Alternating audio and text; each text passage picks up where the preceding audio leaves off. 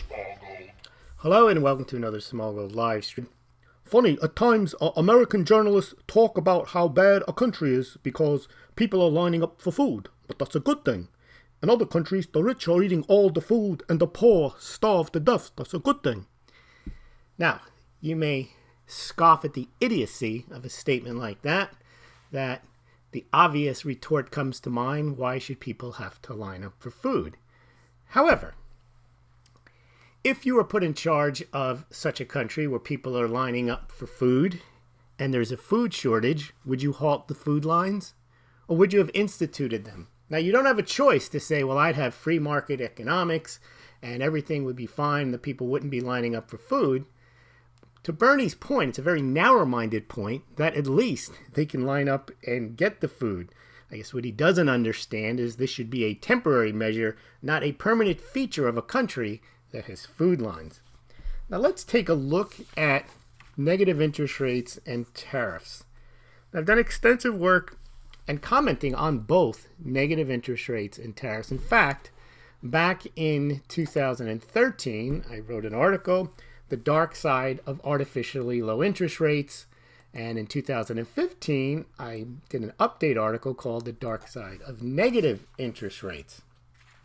And briefly, we're going to go through the dark side of artificially low interest rates and the dark side of negative interest rates. And we're going to talk about why tariffs are generally deleterious to economic growth. However, a foolish consistency is the hobgoblin of small minds, and sometimes people get dogmatic with a little learning is a dangerous thing. Now, artificially low interest rates are clearly not what you should do if you want a long-term growing economy. They are temporary measures. The problem is we've had these artificially low interest rates for over a decade, and we know that they discourage savings and investment. We know they encourage excessive consumption. They bring that demand forward. They encourage malinvestments. They encourage speculation. They're just not a good thing. And they actually make asset prices more expensive. And you could say, that's a good thing. Not if you're trying to buy a house. It's not a good thing that they've artificially boosted the price of houses through low interest rates while wages have not kept up. Also, these types of rates, as we mentioned, you're increasing the asset values. Well, that creates wealth inequality if you're worried about that. Because if you don't have assets, you don't get the boondoggle of having your assets artificially increase, like stocks, bonds, and real estate. And of course, this punishes savers. It's inflationary.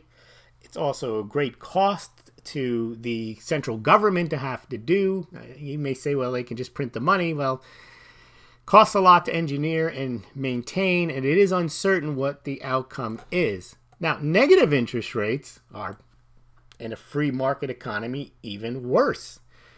You would think that negative interest rates would be, well, you'd imagine that the people, the populace, would like negative interest rates. Instead of having to pay low interest rates, they don't pay anything at all. They get paid to borrow money. What could be wrong with that? Well, in a sense, it is not a good thing because it punishes savings again. Remember, when you're lending money to the bank when you put what you think is a deposit. So, of course, if you have a negative rate on that, you're going to have to pay them. So it works the other way around when you're not the person borrowing the money, but you're the person lending the money in the form of lending money to your bank as a deposit. And that's going to hurt, especially young people. If you're starting out, you always talk about compound interest, how time is on your side. If you get a couple percentage rates of interest when you're young, and then you reinvest that, and then you get interest on that, you compound the interest. Well, think of that in reverse. You're getting screwed every time you put more money into the bank. They keep taking more money away from you. So it definitely encourages, rewards debtors when you do that. And it pushes up housing costs, it creates asset bubbles, and it creates further wealth inequality, further inflation, more malinvestment, and so on.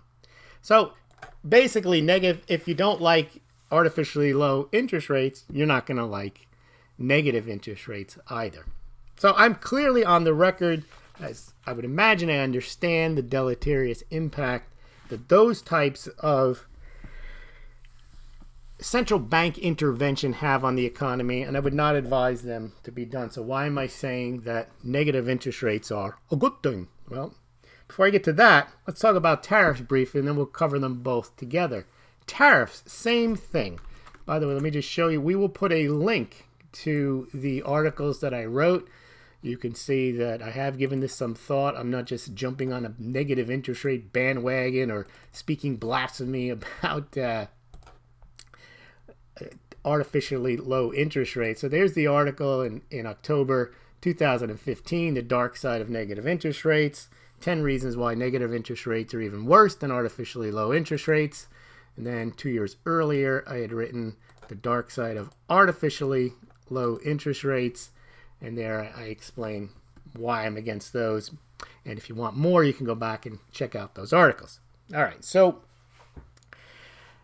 however, I'm not dogmatic about either of these points of view because we are not in a healthy economy. So you would say, well, why would you now be in favor of doing something that isn't healthy? Well, I'll give you two examples. If you're a perfectly fit and hale person, would you go out and have your arm chopped off?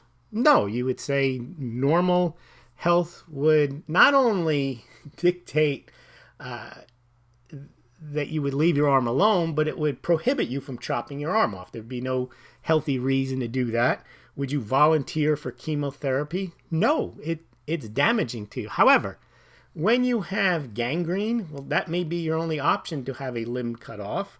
Or if you have cancer, putting aside alternative therapies, chemotherapy is what they often treat cancer patients with. So if you have a sick economy, you may wish to consider these types of therapies, negative interest rates, artificially low interest rates, or even tariffs. But let's take a quick look at tariffs. Now, tariffs are also something that if you are a free market person, that you would be steadfast against. And the problem with the problems with tariffs are they are not the most efficient way of dividing up labor in the world.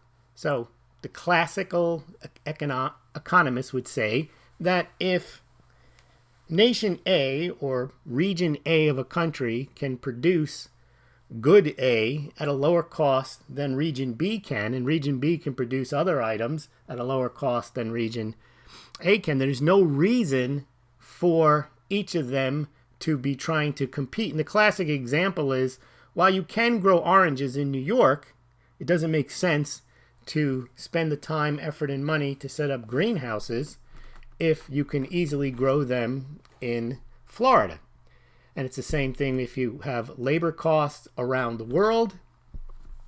If China has a lower labor cost and can produce goods, then why would you try to put tariffs on those in order to protect the industries at home? Putting aside socialism, just from a purely economic standpoint, it doesn't make sense to pay more for something than you otherwise should. And according to Adam Smith, he says it's foolish for a nation, as for an individual, to make what can be bought cheaper. So why would you, for example, you could churn your own butter, but why would you do it? Putting aside health reasons and chemicals in the food and in the butter. But that's why you have a division of labor. It's cheaper for you to allow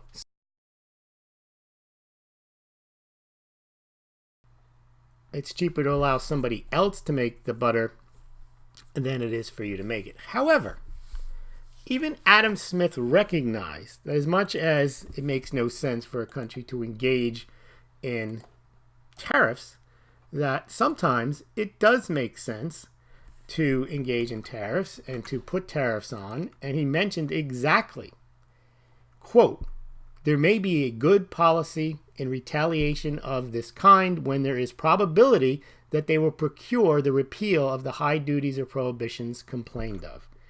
I'm not going to read you the rest of it. The point is that when you don't have a free market economy and the economies already have tariffs throughout them, then perhaps it might make sense to engage in some tariffs. Again, just like with the Bernie Sanders example, doesn't mean that you favor tariffs or you favor food lines or that you favor artificially low interest rates.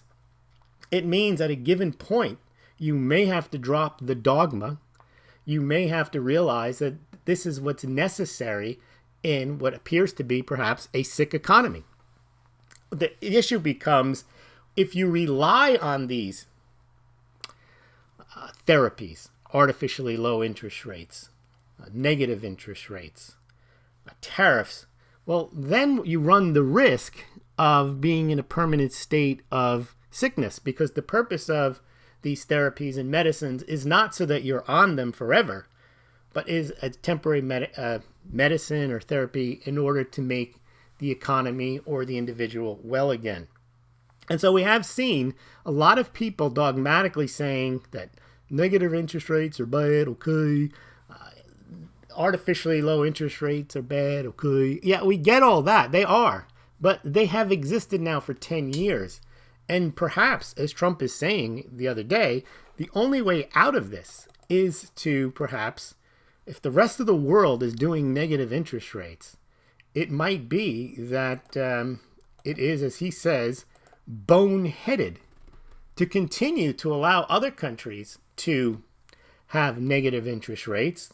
Okay, you say, well, let them damage their economies. Well, it hurts your economy too. And the same thing with tariffs.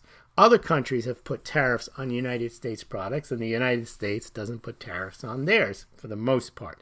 So in both instances, you have the United States playing essentially, I wouldn't say by free market rules because they still have artificially low interest rates, but they're holding back on what the rest of the world is doing, which is going even further into negative territory, QE, and tariffs. Now, this doesn't mean I favor tariffs. Doesn't mean I favor negative interest rates. Doesn't mean I favor QE.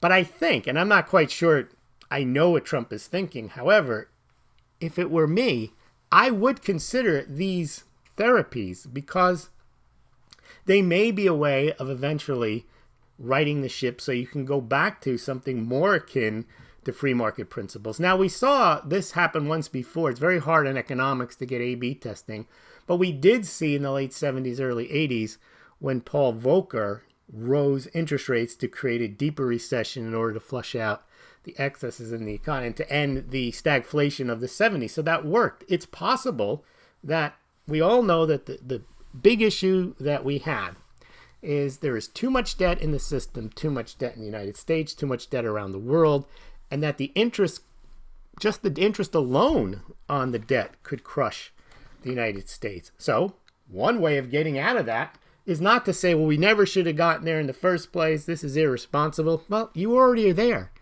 There's nothing you can do about it. It's the same with Bernie Sanders' breadline. What are you going to do? Not feed the people because they shouldn't have had communism in the first place? That'll teach them a lesson? No, I think the idea is that you have the breadline for a short period of time. You don't make it a permanent feature as Bernie wants.